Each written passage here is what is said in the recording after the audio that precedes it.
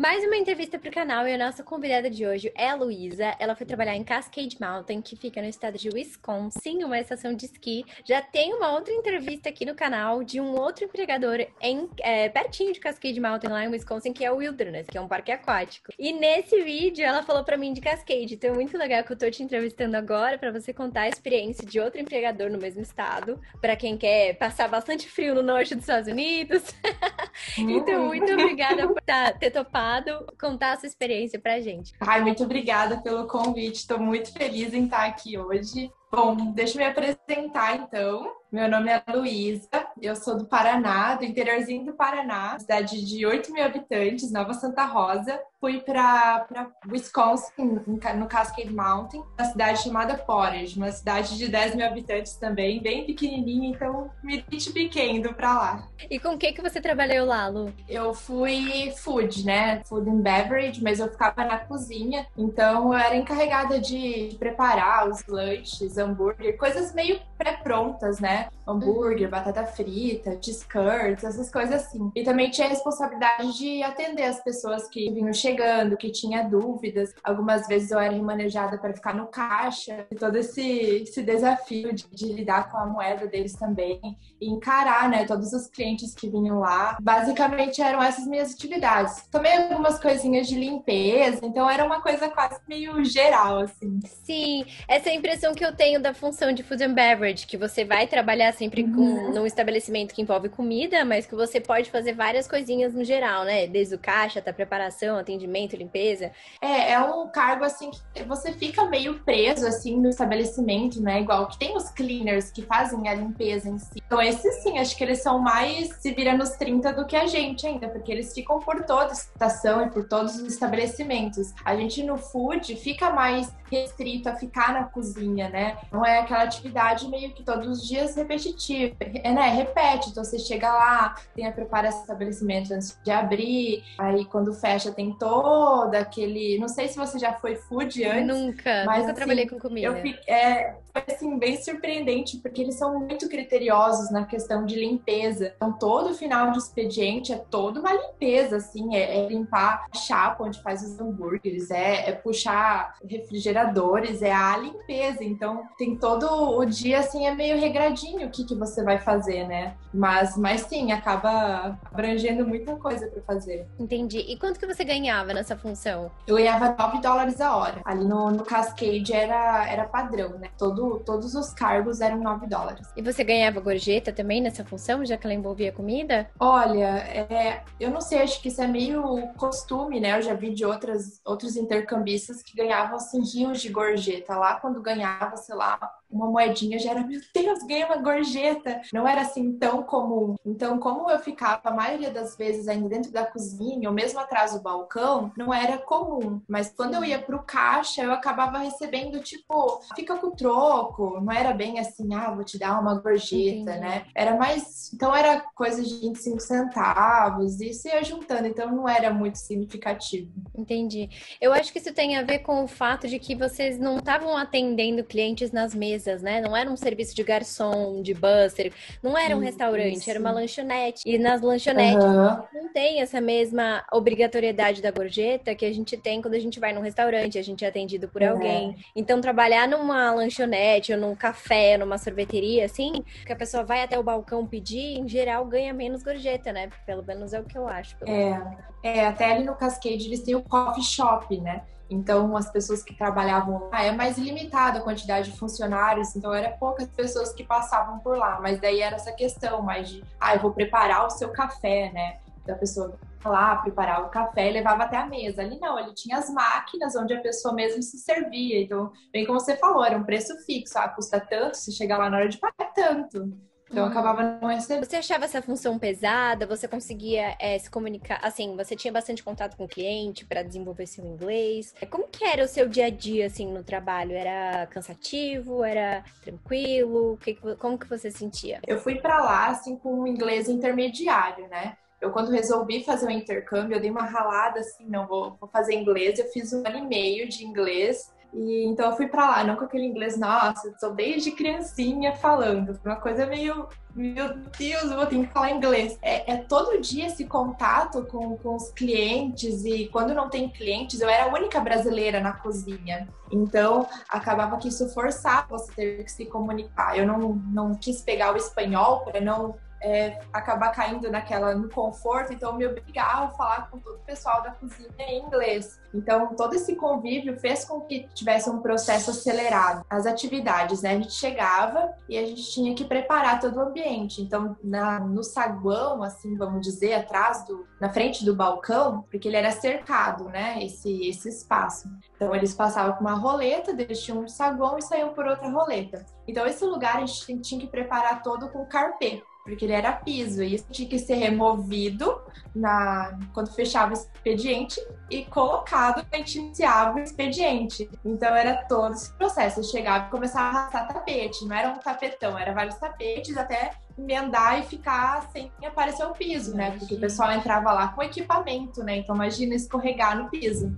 Eu tinha que fazer toda essa preparação e colocar algumas pecinhas na máquina. Quem ficava no caixa passava num outro espaço antes e pegava a bolsa, né, com dinheiro, troco, ia para a cozinha. Então, como a gente iniciava lá pelas 8, 9 horas, é um horário que assim não vinha gente ainda, porque tinha o café, né, para as pessoas tomarem o café. Então lá o pico começava lá assim pelas 10h30, 11 horas. Então até esse momento a gente ficava arrumando local, batendo um papo, aquela coisa, né? Todo mundo querendo se conhecer, conversando, até que aparecia a chefe, né? Daí todo mundo se alocava numa função. Uhum. Mas não era pesado. Os dias pesados eram finais de semana, ou quando tinha algum evento, algum feriado deles, aí sim a estação de esqui lotava e era aquela coisa assim, frenética, assim, absurda, a chapa cheia de hambúrguer, ninguém respirava, mas senão tinha muito tempo para ficar conversando, trocando uma ideia com todo mundo que estava lá, enquanto fazia o serviço. Então aquela coisa, eu vou limpando, conversando com meu colega, meu amigo, né, que você vai fazendo durante o intercâmbio. Então não tinha nada de pesado, era bem tranquilo.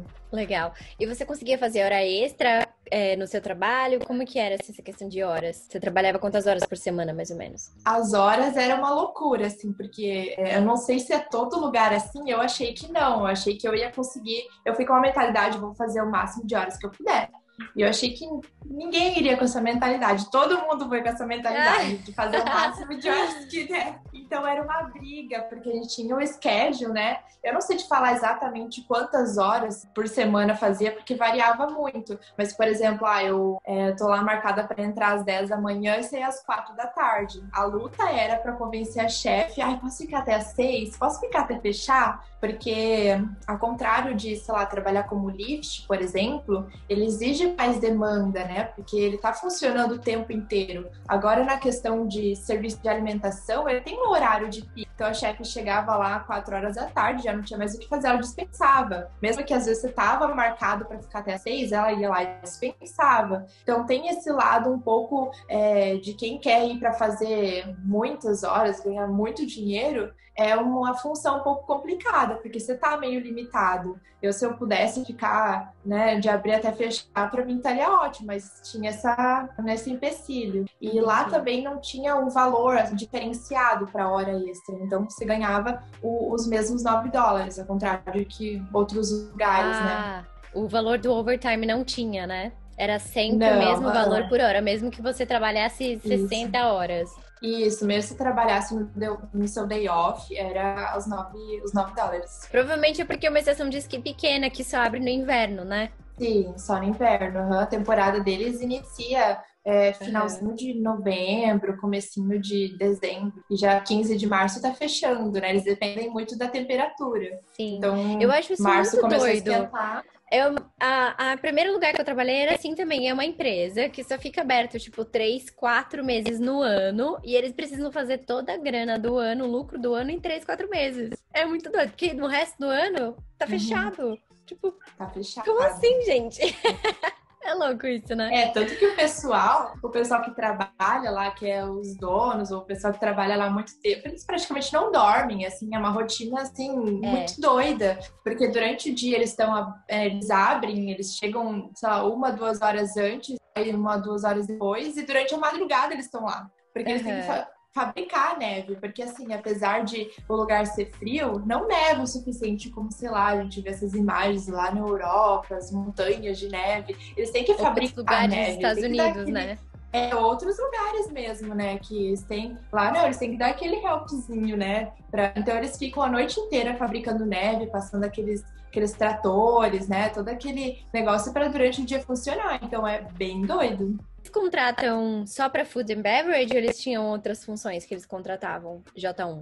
Sim, eles contratam para operador de lift também, cleaner, tem o rentals lá, mas é uma parte assim onde tem menos vagas, porque o pessoal que é de lá mesmo costuma ocupar essas vagas, tipo vagas mais legais, né? Porque trabalhar no rentals, né? Toda a questão dos equipamentos, então tem meio que a galera pronta, assim, que sempre vai, né? Para esse local. E tem o coffee shop também, mas também acaba sendo um espaço mais dos americanos. Então, basicamente seriam essas 3 vagas. E todas ganham o mesmo salário, mas algumas têm mais oportunidade de horas extras do que outras, né? Por exemplo, o Lyft tem mais. Sim, o Lyft, né, como eu comentei, ele exige que sempre esteja funcionando, sempre tem demanda. Então, todo mundo que foi como Lyft tinha oportunidade de, se quisesse, trabalhar em todos os day off, trabalhar até de abrir até fechar, né, open to close todos os dias. Então, se quisesse, eles conseguiam fazer uma grana bem maior. Tanto que a gente, né, tinha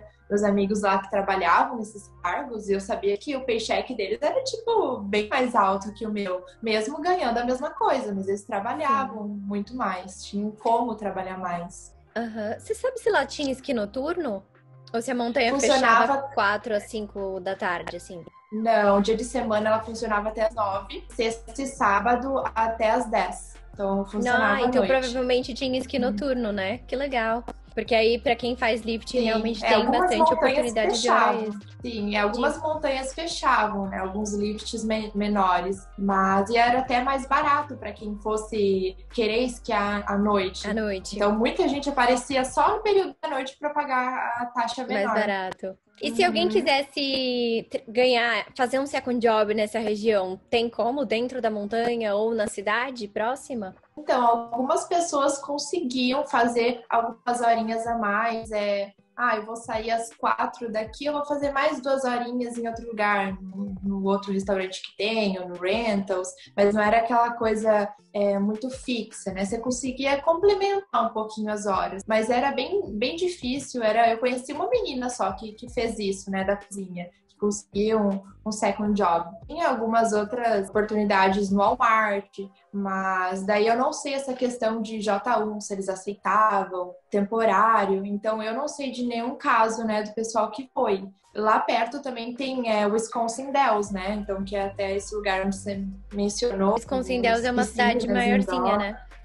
Ela, acho que de tamanho, de habitantes, acho que ela não é nem tão grande, mas ela tem mais coisas turísticas, né? Hotéis e mais oportunidades. Mas eu acredito que, assim, querendo, não tem como não conseguir. Quando você quer, você consegue. Questão de que lá não era assim, eu faço tão pouquinhas horas que eu preciso me preocupar. Então você fazia uma quantidade de horas muito legal, e o resto do tempo você não se preocupava em querer ficar trabalhando. Você para curtir, ficar com os amigos, sair para cidade, outras cidades, conhecer. Então não é um emprego que você vai e vai ficar se preocupando, né? Vou fazer poucas horas, não vou ter dinheiro. Não, dá pra fazer uma quantidade de horas sossegada.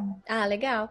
E como que era a região, assim, a cidadezinha mais próxima que você falou, que chamava Portage? Tinham vários restaurantes, tinham bares, lugares pra ir, festas, boliche, mercado que vocês frequentavam, tinha tudo, assim? Era uma cidadezinha pequena, média? É uma cidade muito pequenininha, não tinha muitas coisas pra fazer. Se não me engano, tinha um boliche. Eu não sim, lembrei, tinha um boliche. Um boliche sempre tem. É engraçado, né? Uma cidade tão pequenininha, ter boliche aqui no Brasil, cidade pequena, nunca vai ter boliche. Eu não tenho uma cidade que eu não fiz uma entrevista até hoje que não tinha um boliche.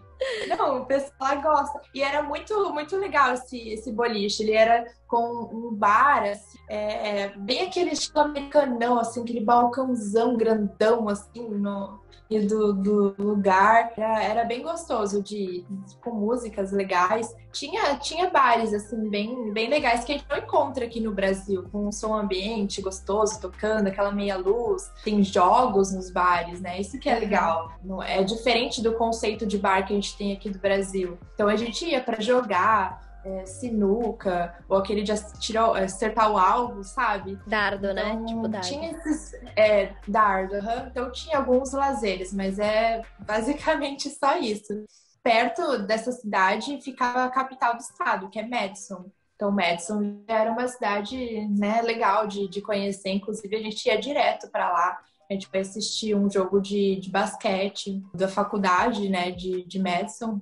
Tinha alguma pré-esquiada, dava pra esquiar em Madison também. Aí tinha Dells, que era perto, Wisconsin Dells. Mas ficava meio nisso. Nosso lazer, ele se baseava basicamente no Walmart.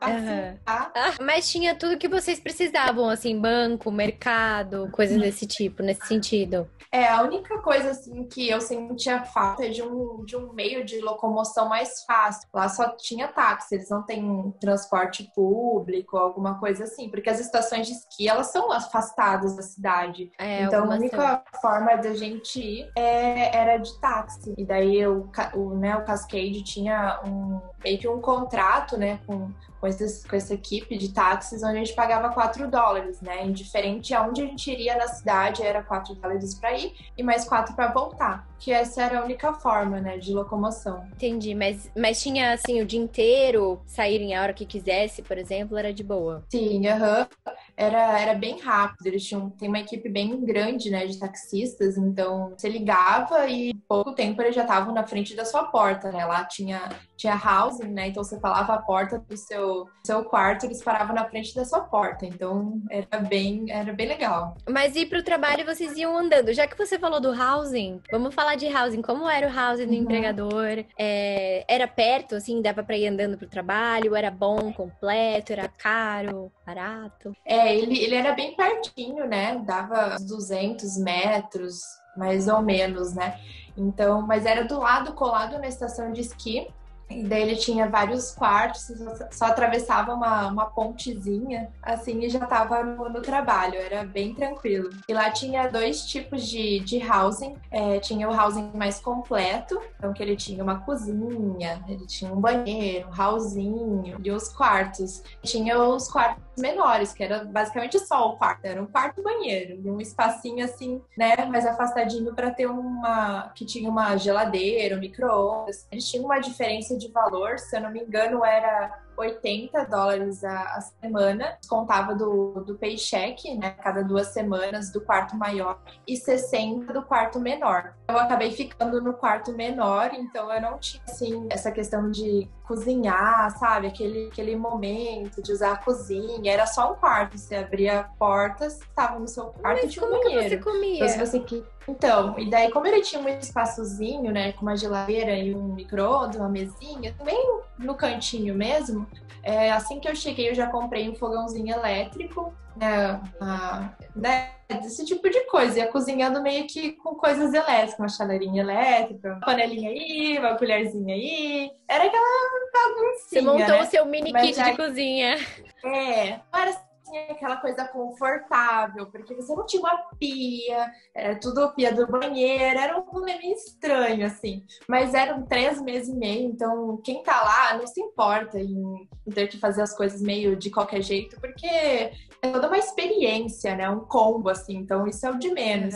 Mas eles tinham um lugar comunitário lá, um espaço, assim, uma sala, onde você tinha livre acesso, só que eles não tinham lá mobiliado, uma cozinha, nem nada, era só um espaço.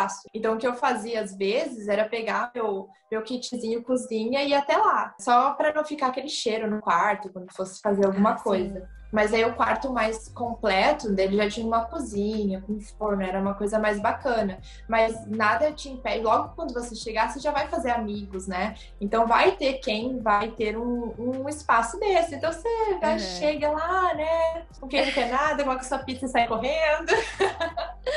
E você escolhia em qual housing você ia ficar? Ou você descobria qual housing você ia ficar na hora que você chegava lá? Não, a gente preenchia, né, uma folha falando com alguns gostos. Ah, eu gostaria de ficar... Se você já conhece alguém, por exemplo, eu gostaria de ficar com a fulana. Ou, eu gostaria de ficar só com brasileiros. Eu tenho preferência para ficar com um argentino, por exemplo. Então, você tinha como optar. E o quarto você também escolhia. Eu quero o quarto mais barato ou mais caro. Então, eles tentavam encaixar. Pode ser que alguns estivessem lotados, eles te remanejassem. Entendi. Mas eu logo escolhi o mais barato e a opção de ficar em dupla, né? E eu cheguei lá, eu já sabia disso. E quais que eram os benefícios de trabalhar nesse lugar? Então, quando a gente chegava, a gente pagava uma taxinha de, se não me engano, $3 ou $4. E a gente tinha livre acesso a esquiar a temporada inteira. Então, a gente pagava essa taxinha e esquiava quando queria, quantas horas queria. Então, porque assim, é um pouco caro, né? Você esquiar, né? Pagar todo esse rentals do equipamento e a gente tinha livre acesso. Então, isso era bacana. E eles faziam bastante noites, a noite da pizza. Então, reunia toda a galera. Às vezes a gente chegava no lugar onde a gente fazia as refeições e tinha alguns mimos lá, eles deixavam alguns doces ou algumas coisas que sobravam do dia anterior, né? Alguns cookies, mas isso era quem chegava primeiro, né? 7 horas colocavam lá, quem iniciava cedo pegava, quem não ficava chupando o dedo, né? Mas tinha essas coisas. E eles organizavam bastante passeios. Então, para a cidade ao lado, Madison, eles que organizaram esse jogo, né, de basquete. Então, a gente não desembolsou nada. Eles levavam a gente, eles compravam os tickets de entrar. Então, eles incentivavam bastante a gente conhecer. Até a gente conheceu lá um lago congelado. Então, é que eles organizavam. Então, era bem legal. Gostoso, então. Você gostou de trabalhar lá? Com certeza. É um lugar que eu super indico. Muito gostoso. Quais seriam os pontos positivos e negativos, na sua opinião? É difícil pensar no ponto negativo, assim, porque a experiência, assim, ela é única, né? Mas eu colocaria, vamos pensar nos pontos negativos, né? Primeiro, então, eu colocaria como a quantidade de horas, né? Talvez se eu tivesse ido com alguma outra função, eu poderia ter feito mais grana, né? Para ter ficado mais à vontade, de ter gastado mais, se quisesse, ou voltado com mais dinheiro. Então ficava essa coisa, né, de briga para fazer horas. Se eu não precisasse brigar para fazer as horas, seria muito mais tranquilo.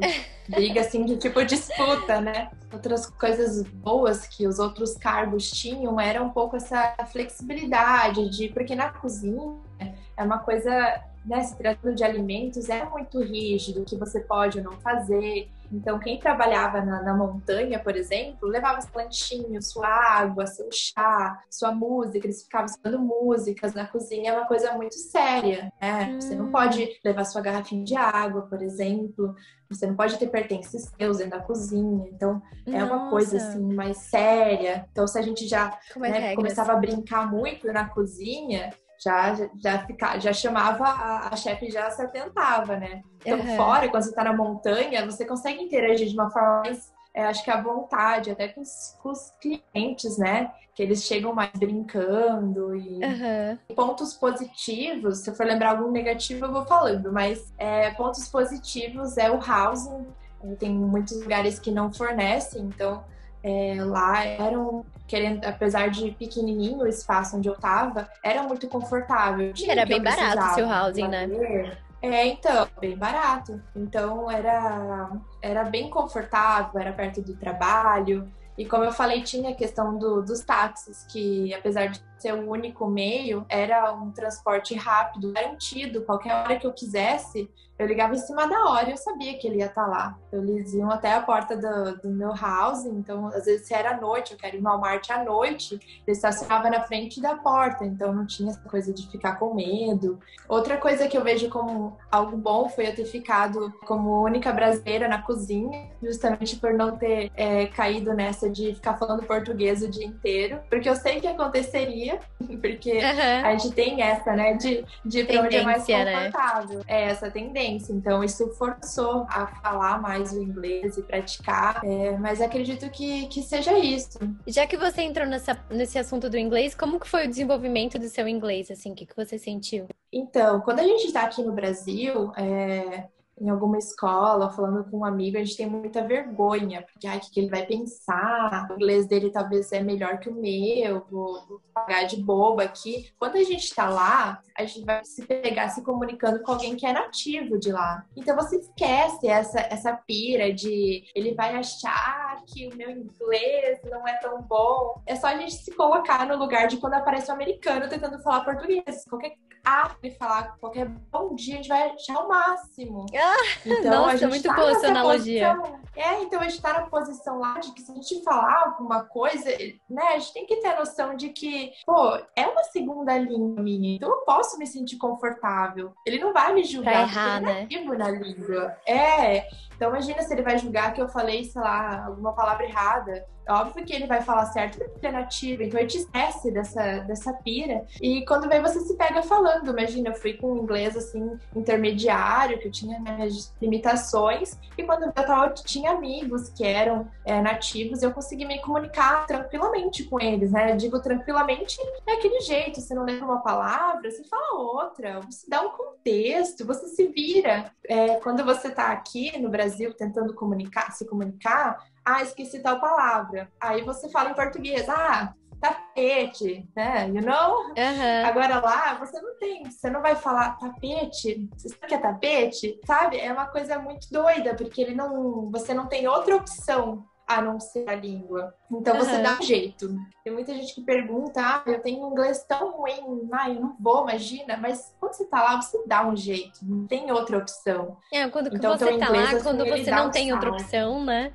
Como você não tem outra opção, seu cérebro começa a fazer umas ligações diferentes, né? Tipo, encontrar formas diferentes de você conseguir comunicar o que você precisa. E tem a questão de você assim, se policiar em ir praticando, não desistir, que você tá no aprendizado, ainda mais quem que vai com inglês não tão bom. Você tem que, cada dia é uma baita aula, que quanto você pagaria aqui no Brasil por horas praticando inglês? Então eu encarei assim, o começo como uma aula, eu levava um caderninho no bolso, eu fazia anotações, chegava em casa e revisava. Mas não durou muito. Depois foi na raça mesmo, vai, bora. Na teoria é bom. Na teoria é ótima essa dica, mas assim, quando você começa a fazer amizade, você desiste da aula, porque a aula é chato, né? Então você quer ir direto pra prática. Você não fica na prática, né, direto. E você conseguiu recuperar o seu investimento? Consegui. Eu não consegui, assim, voltar com muita grana sobrando, vamos dizer assim. Eu ganhei mais do que eu investi. Tudo que eu investi, eu consegui ganhar lá. Então, como eu acabei gastando com muitas coisinhas lá, né? A gente come mais do que o normal, gasta mais do que o normal. E como eu não fiz, assim, horas mirabolantes, eu não vim pro Brasil com muita grana no bolso. Mas eu consegui pagar todo o investimento. Então, tudo, cada realzinho que eu paguei antes de ir, eu tive o retorno. E também, se o seu objetivo não era ganhar pra caramba, tipo, lucrar, fazer a maior grana possível, tá tudo bem, né? Tipo, cada um vai com o seu objetivo, não é o objetivo de todo mundo ganhar o máximo possível. Você, pelo que eu percebi, você deu muito valor em ter os seus momentos de lazer, de curtir, de trabalhar, mas também ter os seus momentos de folga. Então, se você encontrou um equilíbrio de aproveitar do jeito que você gostaria e ainda conseguiu recuperar seu investimento, já tá ótimo, né? Porque quem vai pra lá e de fato quer ganhar muito dinheiro, consegue, né? Como eu comentei, meus amigos conseguiram muito mais grana do que eu. E tá tudo bem, porque não era também o meu objetivo. Eu sei que eles ficaram se matando, trabalhando também. Então não vamos tirar o mérito deles. Eu fiquei mais fazendo as minhas horas, tranquila. Tá tudo bem, os dois jeitos são muito legais. São ótimos, né? Cada um com seu objetivo, vivendo a experiência do jeito que a pessoa idealizou, né? E tem vontade. E como que foi a sua entrevista de emprego? Sim, eu fiz com o Cascade direto, né? Com uma funcionária de lá que era responsável por fazer as entrevistas. Então foi uma entrevista por Skype. Então foi combinado, né? Tanto que eu fechei mais ou menos em maio o empregador que eu ia ter. Em junho já foi minha entrevista. Achei que eu ia ter meses pra ficar estudando, né? Então foi meio na raça, assim. Fiquei muito, muito nervosa. Nossa, tomei chá de tudo que é tipo, joguei no Google tudo que é chá pra ficar calma. Mas assim que a câmera ligou, era uma mulher muito simpática, Becca, o nome dela. Então, tipo, ver ela assim tão simpática, né? Uma figura assim de mulher, assim, me abraçou, assim, eu fiquei, ai, tão confortável. E foi assim, perguntas clássicas de, ai, quem é você? Por que você quer vir pra cá? Então são tudo perguntas que você consegue estudar antes de ir. Então não é aquela coisa, ai, na surpresa. Então eu meio que tava com tudo formulado, né? Tipo, quem é você? Eu já sabia o que falar. Por que você veio pra cá? Eu já sabia o que falar. Né? Tipo, quem foi o quarto presidente dos Estados Unidos? Valendo! Não, zero surpresa. Tudo eu já sabia. E quando teve uma pergunta surpresa, você dá aquela meio... Mas a gente sabe que não é muito, né, a entrevista que, tipo, você tem um inglês perfeitaço que vai fazer você ir pra vaga, né? É muito questão do perfil que eles queriam. Então, você mostrar o seu melhor lado faz toda a diferença. Mostrar de fato quem você é, o que você gosta de fazer. E conquistar, falar que gosta de esporte, adoro fazer esqui, nossa! Meu sonho é fazer isso. Tem uma coisa importante. Foi, assim, um divisor, assim, de águas, de fato, na minha vida, assim. Foi uma amiga que chegou pra mim e falou, vamos fazer? Eu falei, vamos! Daí a gente acabou indo pra lugares diferentes. Ela foi pra Michigan, numa estação de esqui lá. Então, foi uma experiência que apareceu do nada na minha vida. Comecei a pesquisar, eu falei, é isso que eu quero. E desde lá mudou tudo na minha vida, né? Você não é só uma questão de aprender um novo idioma, é você se conectar com você mesmo, descobrir coisas sobre você, viver numa realidade diferente, né? Tá ali com nativos, pessoas de cultura diferente, você saber lidar. Eu sou uma pessoa um pouco restritiva, né? Por ser de cidade pequena, eu não tenho muita vivência com pessoas diferentes. Então, ter ido para lá, ter que lidar com culturas do Peru, Argentina, não é só os Estados Unidos, é todos esses países latinos que vão para lá. Então, foi bem bacana. E um detalhe que conheci meu namorado no intercâmbio. Então, assim, olha só. foi um intercâmbio, né? Foi, assim, muitas experiências. O idioma, local, conheci meu namorado. Então, me trouxe, assim, uma bagagem muito grande de coisas para contar e de experiências. O seu namorado, ele trabalhou lá na Cascade também? Também. Uhum. Ele foi cleaner. Vocês não estavam no mesmo housing, mas vocês se conheceram, começaram a namorar, voltaram pro Brasil. Ele tá aí? Chama ele aí! Ele dá o depoimento dele. E aí, o que você achou de trabalhar no Cascade? Não, foi tudo isso que a Luísa falou mesmo. A única diferença, como eu era um cleaner, né, eu tinha mais a possibilidade de caminhar pelo Cascade. Como eram 3, 4 prédios principais que eu tinha, que a equipe de cleaner era responsável pela limpeza, então a gente tinha que ficar andando. Isso era um lado positivo e um lado negativo também. O lado positivo é que a gente podia ficar mais livre, a gente andava, para conferir banheiro, lixeira, o chão e tudo mais. E o lado que pode ser considerado negativo dessa função é que teve dia que eu caminhei 14 quilômetros só de ficar indo pra lá e voltando, entendeu? Dá pra comer pizza à vontade. Dá pra comer pizza à vontade. Comer pizza, hambúrguer que eles tinham, dava pra comer à vontade. E você ganhava... Todas as funções eram $9 por hora, né? Você falou. Você gostou dessa sua função ou você escolheria outra agora que você fez isso? Então, é uma coisa que a gente conversa, porque quem volta na mesma função lá no Cascade tinha um acréscimo de salário. Então, alguns, por exemplo, 50, 75 centavos a mais. Então, no final da temporada faria uma diferença. Mas eu acho que eu voltaria numa outra função justamente por aprender uma coisa nova. Ou ter possibilidade de fazer mais horas, que nem trabalhar num lift. Teria como ganhar mais dinheiro, teria como aprender coisas novas ali. E você gostou da sua experiência? Você também recomenda o Cascade? Não, demais. É uma coisa que a gente pensa, às vezes, que a gente sempre ouve que americano ou europeu é frio, vai ser mal educado com você, vão te tratar mal, mas lá é completamente oposto. Não sei se é cultural ali da região ou se eles já estão acostumados a receber pessoas de outros países, mas, por exemplo, eles tratavam a gente muito bem. Eu, às vezes, tenho contato com trabalhadores de lá me tratavam como um filho, quase. De chegar lá e falar, trouxe um cookie pra você aqui, trouxe um chocolate, pega um chocolate. Então, tipo, é uma coisa bem familiar. humana ali, sabe? Bem familiar, isso. Que legal! É que acaba ficando meio que nas mesmas pessoas, né? Tipo, Sim. né? Todo ano voltam os mesmos americanos, então acaba que, ainda mais quem volta mais de uma vez, fica família mesmo, imagina. Sim. Sempre conseguiu desenvolver seu inglês também? Recuperou seu investimento? Não, demais. Eu já tinha estudado inglês um bom tempo aqui no Brasil e cheguei lá e falei, não, eu acho que eu sei, né? Até pedi informação de onde era o hostel. Nossa, ela me explicou assim, eu falei, nossa, o que eu tô fazendo aqui, né? De ligar a televisão, não consegui entender muita coisa, rádio e tudo mais. Mas no final foi uma coisa que eu percebi muito. Por exemplo, as propagandas nos Estados Unidos na televisão, eu saí de lá entendendo. E é uma coisa que leva tempo ali. Mas justamente por você estar ali 24 horas falando inglês, ouvindo inglês, mesmo que a gente estava na cozinha ou na limpeza, assim, a gente está escutando as outras pessoas falando inglês. O meu inglês evoluiu muito, muito, muito nesse período que eu estive lá. Muito bom saber a sua opinião também, porque aí já temos uma outra função para saber como eram os Cascade. Um plus, muito fofo ver vocês juntos, assim, um amor que se juntou aqui em Travel. E muito obrigada, de verdade. Obrigada a você pelo convite, a gente fica muito feliz. Imagina. De poder falar. A gente adora falar de intercâmbio, né? Quando alguém puxa assunto de intercâmbio, já manda. Horas. Nossa, é hora. Intercambista é difícil. Aqui, muito obrigada a quem assistiu. Não esqueçam de se inscrever no canal. E é isso, até o próximo vídeo.